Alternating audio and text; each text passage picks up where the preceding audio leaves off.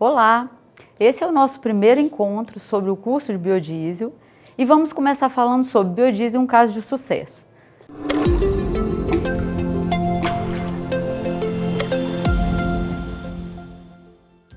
Por que eu chamei de um caso de sucesso o biodiesel? O biodiesel ele possui inúmeras vantagens ambientais, ele gera emprego e renda e também ele reduz a importação do diesel. Então ele engloba vários fatores e de forma positiva, por isso a gente fala de um caso de sucesso. Então nesse primeiro momento nós vamos falar o que é o biodiesel e como ele é produzido. Começando definindo o que é o biodiesel. O biodiesel é um biocombustível, ele pode ser produzido a partir da biomassa vegetal ou animal, então óleos e gorduras. A partir de uma reação química desse óleo, a gente gera os ésteres metílicos ou etílicos, dependendo do álcool que eu estiver trabalhando. E ele possui características bastante semelhantes ao diesel de petróleo. Por isso, ele pode ser utilizado na mistura com o diesel.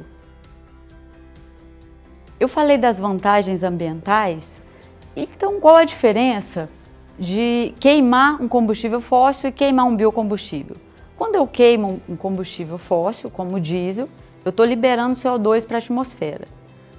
Quando eu queimo um biocombustível, ele vai gerar da mesma forma o CO2, só que esse CO2 vai ser capturado pela planta, pelo vegetal. Então, é o que a gente fala de ciclo fechado de carbono.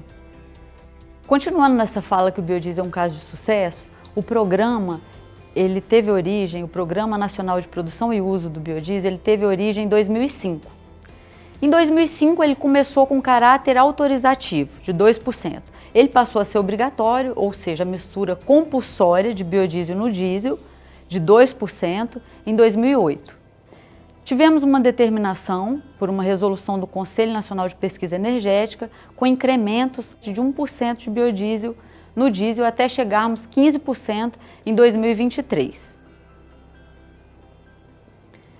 E eu falei, não sei se vocês recordam que eu falei antes que o biodiesel ele pode ser produzido a partir de óleos ou gorduras. E por que? Será que eu poderia utilizar o óleo diretamente no motor para queimar no motor a diesel? Até poderia, só que essa queima, o combustível não tem a característica adequada para aquele motor. Tempo, a viscosidade do óleo é diferente, ele pode formar goma. Então, todas essas características não são desejáveis para o motor. Você vai reduzir a vida útil do motor, desse motor a diesel que a gente está usando um combustível inadequado. Então, só para ter uma ideia, aqui a gente tem como é o funcionamento do motor a diesel. Você vai ter o movimento de pistão, onde você tem alimentação com ar, compressão desse pistão, e como o óleo ele tem uma viscosidade diferente, o tempo dele descer nesse pistão é diferente de um combustível como o diesel. Então, o que vai acontecer é que ao mesmo tempo que está sendo comprimido, vai estar chegando o combustível, vai estar chegando o óleo e a queima vai ser incompleta. Então, por isso que o combustível ele tem que ter as características adequadas para aquele tipo de motor, para o funcionamento daquele motor, como é o caso do biodiesel, que é bastante semelhante. Depois, em uma outra apresentação, a gente vai ver a composição do biodiesel, a composição do diesel, e aí a gente vai entender porque eles são realmente parecidos e ele pode ser utilizado nessa mistura dessa forma. E para ilustrar melhor o que eu falei sobre a composição do óleo e a composição do biodiesel, essa é uma molécula de triglicerídeo, então cada molécula dessa de triglicerídeo vai originar 3 moléculas de éster. O éster é o biodiesel, o éster metílico ou o éster etílico.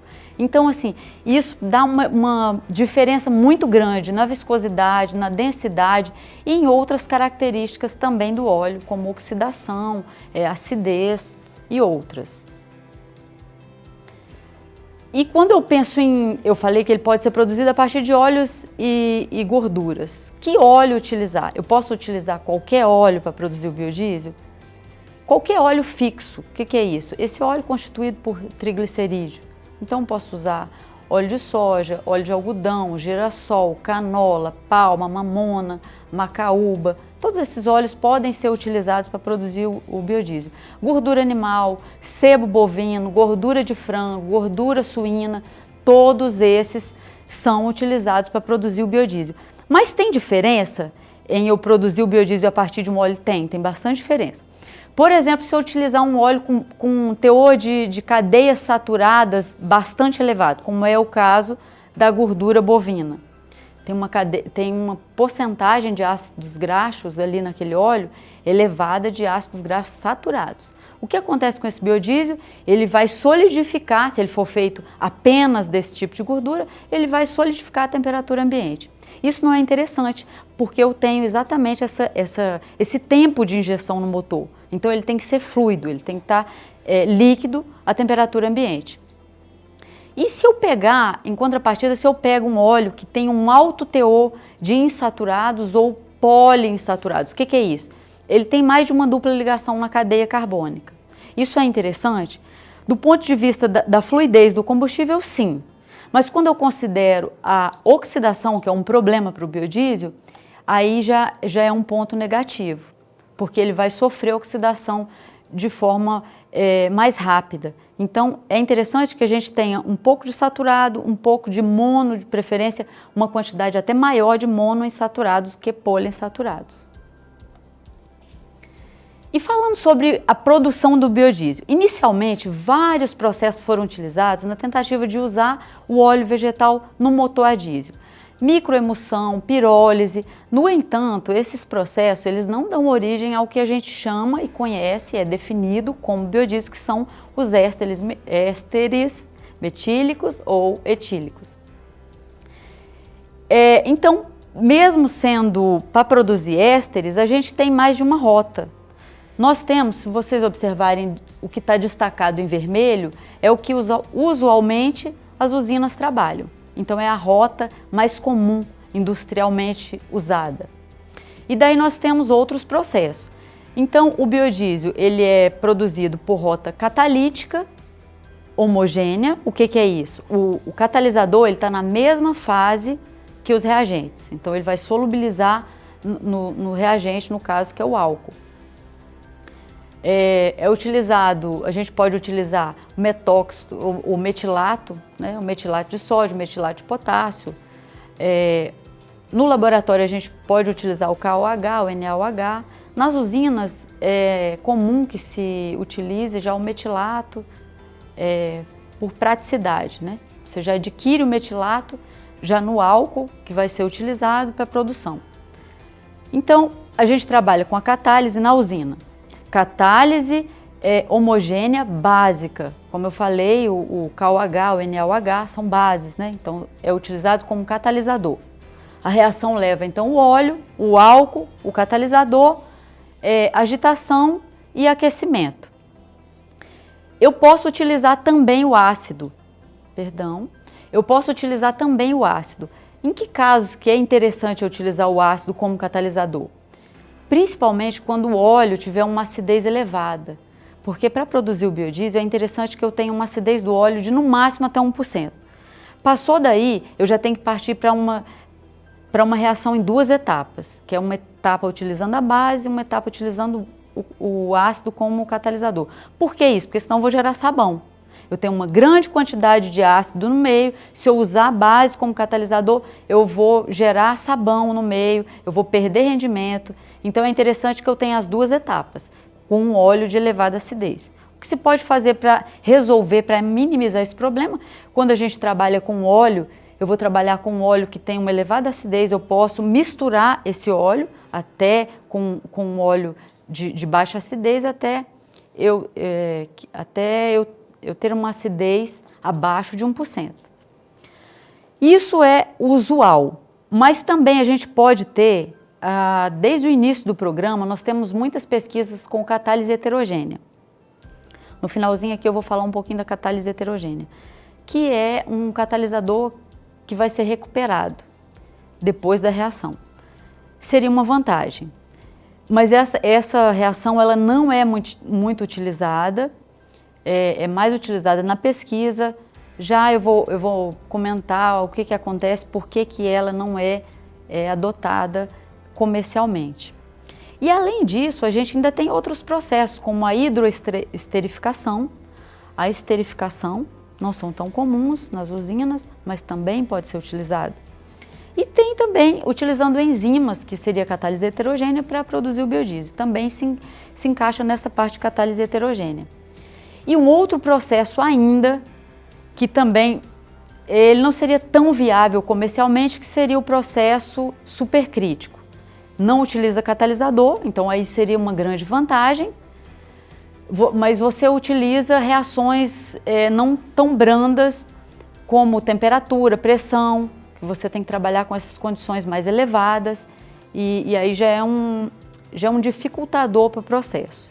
Então acaba sendo essa rota já bastante consolidada da catálise homogênea básica. Nesse slide a gente ilustra aqui as etapas do processo de produção de biodiesel. Então eu vou ter um metanol com catalisador, que eu já mencionei, né, o metilato.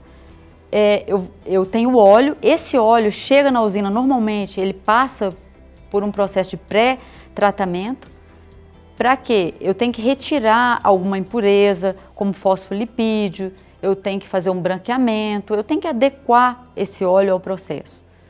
Daí, com o óleo pré-tratado, o catalisador e o álcool, segue para o reator, para o tanque de reação, aí eu vou fornecer agitação, temperatura, vai ter um tempo de reação. Acabou a reação, o que acontece? Eu vou ter biodiesel na fase superior e a glicerina vai decantar. Eu vou separar biodiesel da glicerina, aí o biodiesel vai passar por um processo que a gente chama de lavagem, é lavar mesmo, é pegar o biodiesel, adicionar água para retirar resíduo de catalisador, álcool que possa ter ficado e até outras impurezas do biodiesel. Então, um processo que a gente chama de lavagem. E depois, o biodiesel ele tem que ser seco, por quê? Ele tem que ser isento. A nossa especificação da ANP, ela é bastante rígida quanto a teor de água no biodiesel. Então, ele passa por um processo na usina que a gente chama de secagem, que é com temperatura e vácuo, para tirar ainda resíduo de água e de álcool que tenha ficado no biodiesel. E daí eu falei que fica biodiesel e glicerina. A glicerina ela tem que ser purificada, né? Ou ela vai ser vendida para alguma usina que faça esse tratamento de purificação para ela ser utilizada como cosmético, como em medicamentos e outros. Eu citei também aqui sobre rota metílica e rota etílica. Eu posso utilizar os dois álcoois, tá? Eu posso utilizar tanto metanol quanto etanol. Só que as usinas trabalham com metanol. O metanol é mais tóxico, ele é um pouco mais difícil de trabalhar, ele produz chamas invisíveis, só que ele é mais reativo e acaba tendo um custo mais barato e as usinas estão interessadas também no custo. E então a rota etílica, ela teria vantagem o Brasil já tem um know-how na produção de álcool, de etanol e ser de fonte renovável.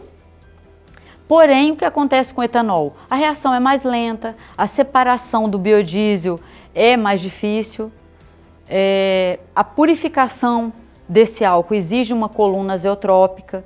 Então, por essas razões todas, acaba utilizando o metanol como rota preferencial para a produção do biodiesel. E eu citei também da catálise homogênea e catálise heterogênea. Por que a catálise heterogênea não pode ser utilizada?